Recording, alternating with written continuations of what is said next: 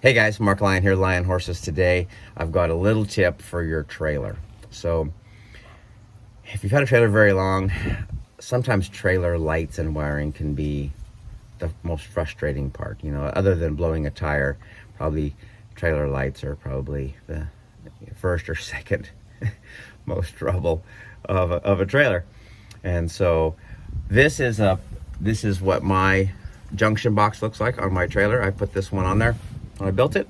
Sometimes you'll have a junction box like this. Sometimes you'll just have it where it has the lights from your truck go actually, and they just splice into the wiring in your trailer. The junction box is a little bit better, in my opinion, of a way to do it, just because you can it's easier to troubleshoot and stuff like that. So anyway, that's what I have. And so the lights coming from the truck are all coming in from this black cord here, and then all the lights from the trailer are coming out on these different lines here. And I have kind of a little bit of a redundant system. So I've got several grounds.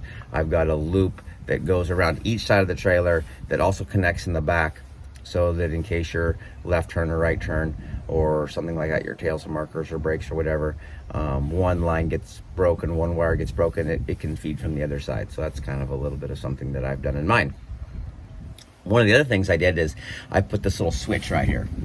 That switch goes from the battery to the tails and markers. So sometimes you'll be driving down the road, it starts getting dark, you turn the lights on, and the trailer lights, they don't come on. Your tails and markers don't come on, and you're like, oh my goodness, it's not safe to drive without lights on your trailer because nobody can see you and they come up behind you very well.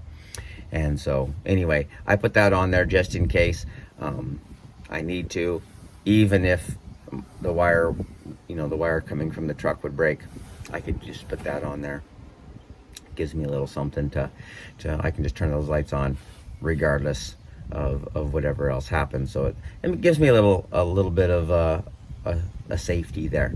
The other thing is sometimes when I'm not hooked to the trailer, I just want the lights on, ambiance, just nice little ambient light around. If it's dark out and I need to be moving around, doing something, I can just turn those lights on.